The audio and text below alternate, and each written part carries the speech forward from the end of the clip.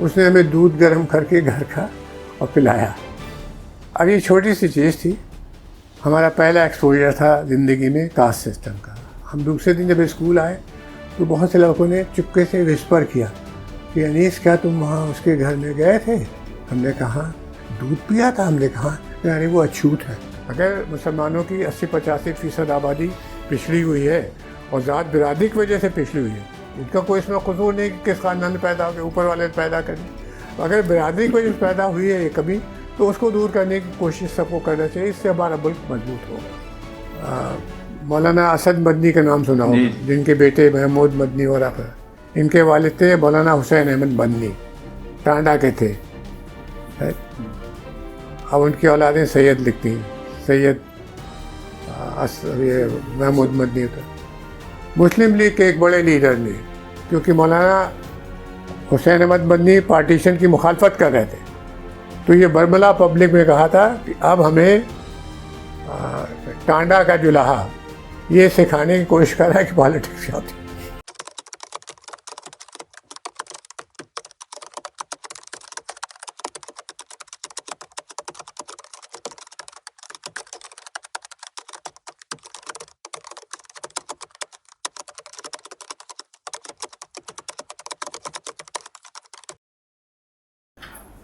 Sir, सामाजिक न्याय को लेके अलग अलग तरीके की जो बातें हो रही हैं, चाहे अकादमिक दुनिया की हो या सामाजिक न्याय से जुड़े हुए जो बाकी आंदोलन हो, कॉलेज स्तर पे, यूनिवर्सिटी स्तर पे या फिर ज़मीन पे जो काम हो रहे हैं, उसके रिजल्ट को किस रूप में देखते हैं सर?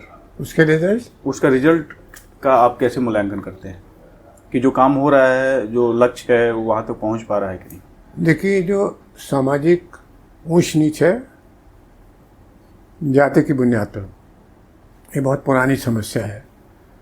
बादशाह के ज़माने में, राजा महाराजाओं के ज़माने में ज़मींदारी, जागीरदारी, कॉलोनियल पीरियड, इन सारे पीरियड में कास्ट के सिस्टम को उठाने वाले बहुत कम लोग थे।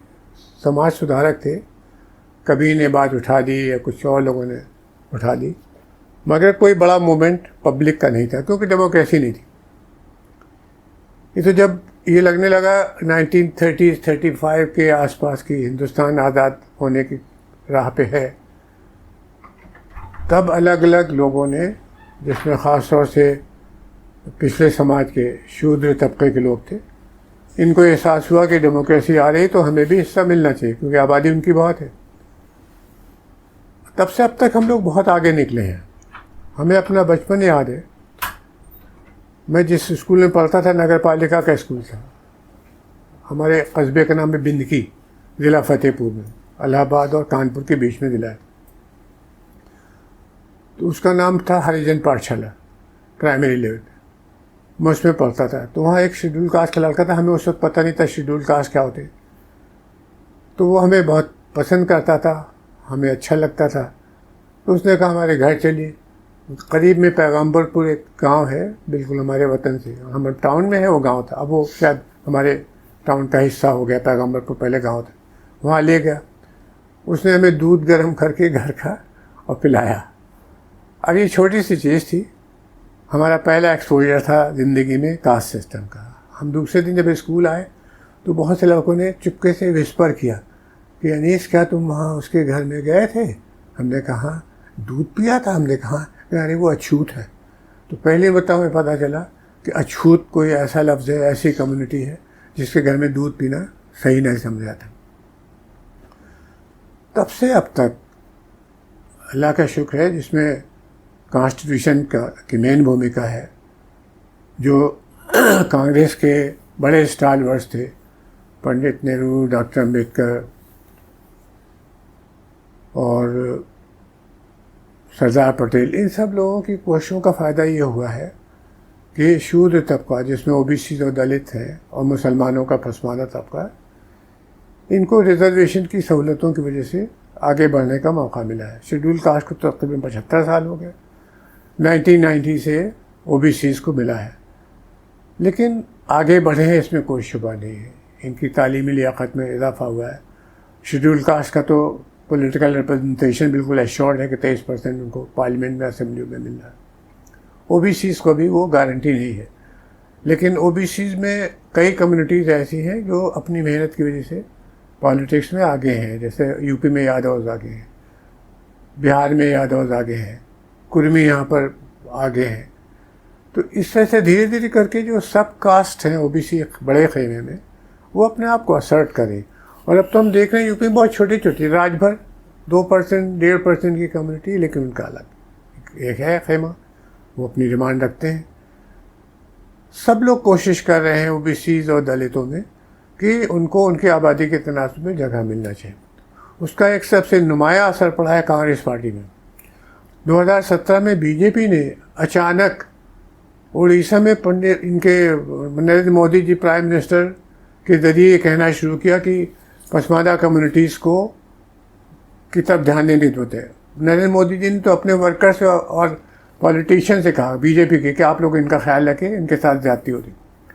फिर उन्होंने तकरीबन 25 मिनट, जब उनका वार्षिक अधिवेशन हुआ बीजेपी का भोपाल में, 25 मिनट तक मोदी जी उस पर बोले पसमानदा पे।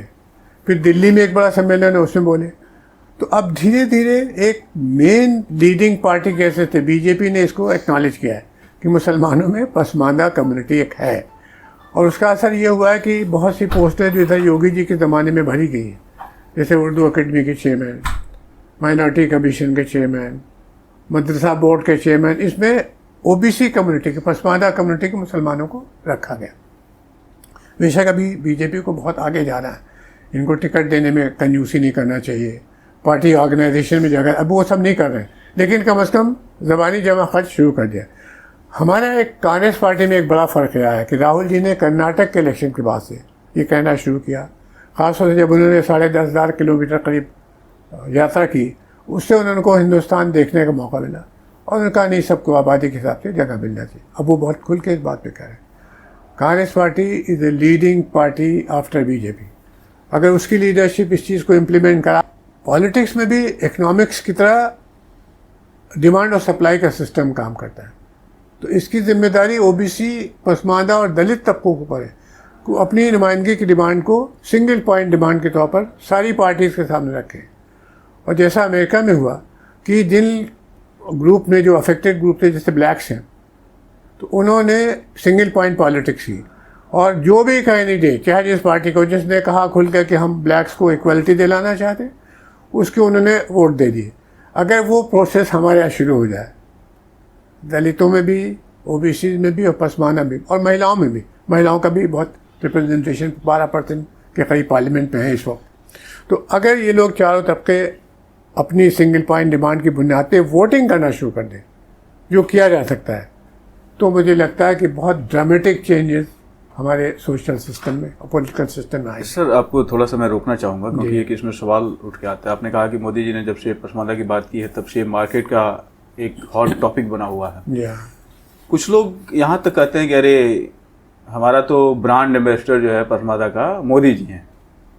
तो एक तरफ कहते हैं कि ब्रांड एम्बेसडर हमारे मोदी जी हैं, दूसरी तरफ जो इवन सोशल एक्टिविस्ट हैं पसमानदा समाज के खास करके, वो लोग अभी भी डायलॉग करने के लिए तैयार नहीं हो रहे। उनको लगता है कि नहीं, हम उससे बात करेंगे मतलब कि हम संघी हो जाएंगे या फिर हम भाजपा से जुड़ जाएंगे, ऐसा है। नहीं, देखिए, इस पे आपका बहुत लाइन क्लियर रहा है। बात करने में क्योंकि ये नेशनल प्रॉब्लम है, बात करने में ये पार्टी लाइन पे बहुत ज़्यादा तवज्जो नहीं देना चाहिए। जो भी कैंडिडेट, जो भी पार्टी आपकी बात सुनने को तैयार हो कि नहीं, आपको इक्वलिटी के राइट्स हम दिलाएंगे, आर्टिकल 341 से मज़हब की शर्त हटाएंगे, अपनी पार्टी में हम आपको नुमाइंदगी देंगे, गवर्नमेंट जहाँ है वहाँ नुमाइंदगी देंगे, तो फिर उससे नेगोशिएट करना चाहिए।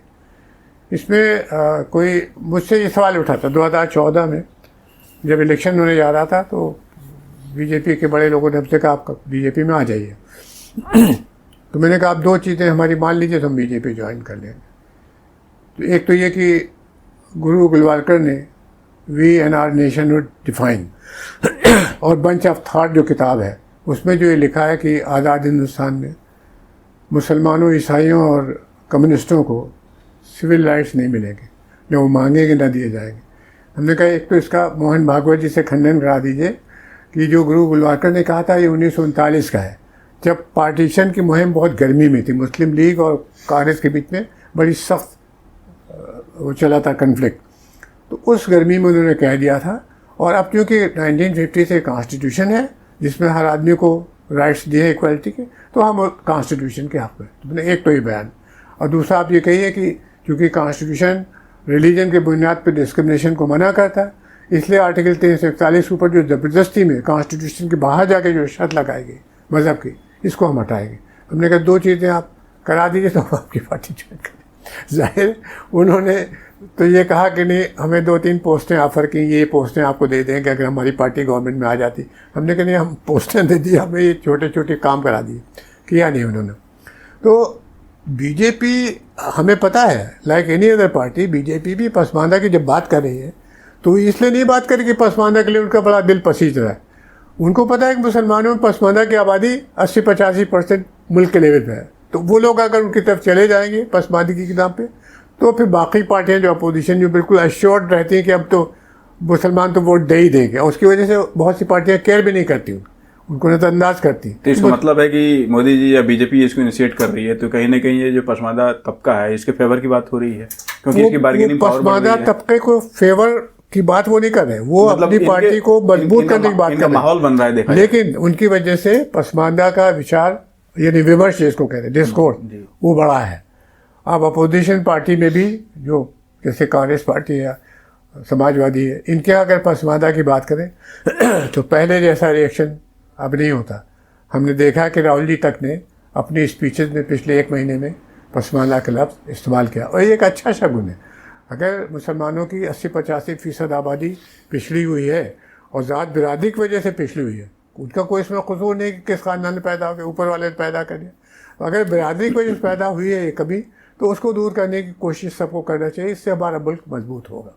लेकिन सर एक सवाल ये भी आता है कि जब हम बात कर रहे होते हैं SC ST, इवन एक आम फहम में चलता है, कोई भी सामाजिक न्याय वाला व्यक्ति हो या सेकुलर व्यक्ति हो, कम्युनिस्ट हो या कोई भी हो, तो ये सीधा यही कहता है कि SC ST OBC और माइनॉरिटी। हाँ, तो इस शब्द से आप कितने हमने आज जो अपना जो डिस्कोर्स रखा है, आज जो हमने बातें कही हैं, उसमें ये बात कही कि हमें अपना जो डिस्कोर्स का लैंग्वेज है वो एहतियात से इस्तेमाल करना चाहिए। रिलीजियस आइडेंटिटी पे अगर मुसलमान कोई मूवमेंट चलाएंगे तो मुसलमान करेंगे तो हिंदू होगा, ये मैंने कहा। मुस्लिमीन और माइनॉरिटी, जो रिलीजन ओरिएंटेड अल्फाज मत इस्तेमाल करिए।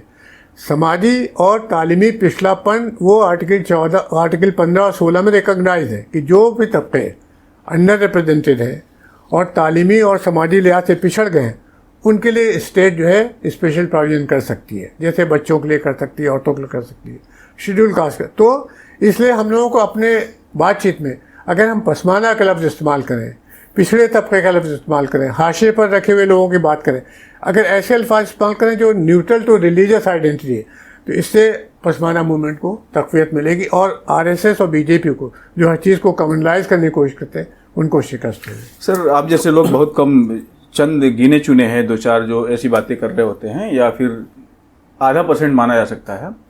एक तरफ देखा जाए तो जो सामाजिक न्याय की धारा जो तथाकथित हिंदुओं के अंदर जो चलती है, जो एक मुहिम चल रहा होता है, तो उसमें तमाम सारी जो बातें हैं, अनर्गल बातें हैं, उसका खंडन किया जाता है। लेकिन जैसे ही इधर हम देखते हैं तो ये खंडन बहुत कम दिखता है।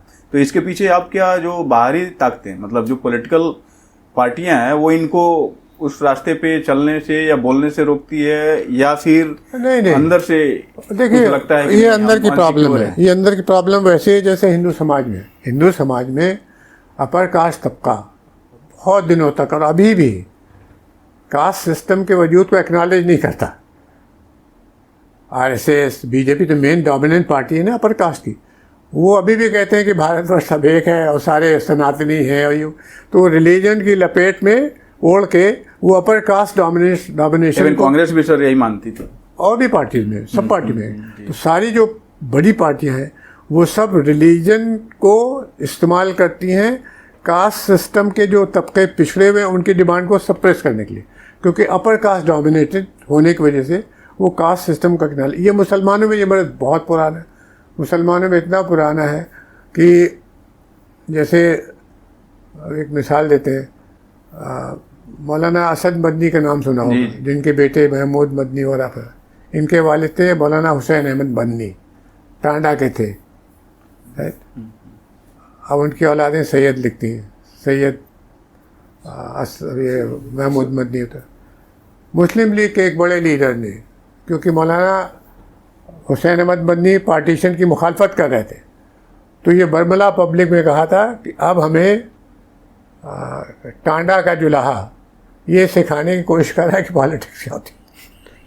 अब मुझे नहीं मालूम कि उन्होंने टांडा का जुलाहा इस्तियारे के तौर पर, सिंबल के तौर पर इस्तेमाल किया था या सचमुच उनको जुलाहा समझते थे, लेकिन उन्होंने तंज किया था मौलाना हुसैन अहमद मदनी पे। तो जिन लोगों ने मुखालफत की थी पाकिस्तान की, जिसमें आपके सबसे आगे तो क़य्यूम अंसारी साहब की पार्टी, उन्होंने ऑल इंडिया मोमिन कॉन्फ्रेंस, इसने मुखालफत की, जमात राइन, जमीयतुल कुरैश, शिया पॉलिटिकल कॉन्फ्रेंस और भी छोटी छोटी तमाम तंजीमें, इन्होंने पाकिस्तान बनाने की मुखालफत की थी। उसकी वजह थी, इनको पता था। एक अल्लाह बख्श शुमरू का भी नाम आता है सर। नहीं, मैं मुसलमानों की बात कर रहा हूं। वही अल्लाह बख्श भी, क्या नाम बताया? अल्लाह बख्श शुमरू। अच्छा, नहीं 8-10 पार्टियां थी, 8-10 पार्टियां थी, मैं नाम इतना नहीं बता सकता, कम से कम 10 पार्टियां थी जो मुखालफत करती। यानी नॉर्थ वेस्ट में भी पार्टियां थी, भी आपके बादशाह जो क्या नाम था, खान अब्दुल गफ्फार खान, ये उनके भाई यूसुफ हुसैन, सब मुखालफत कर रहे थे।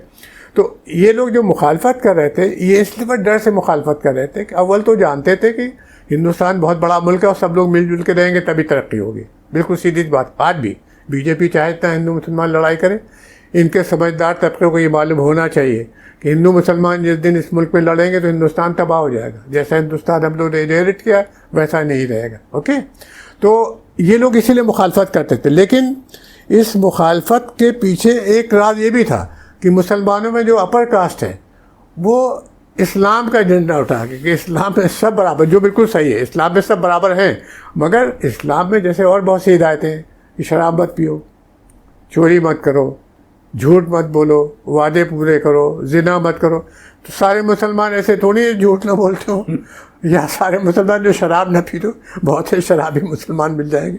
और उर्दू शायरी तो शराब के जिक्र से भरी पड़ी, खुमरियात कहलाता है। ऐसे शायर भी उर्दू में जिन्होंने कभी एक बूंद शराब नहीं पी, लेकिन वो शराब की शायरी सारी उम्र करते रहे।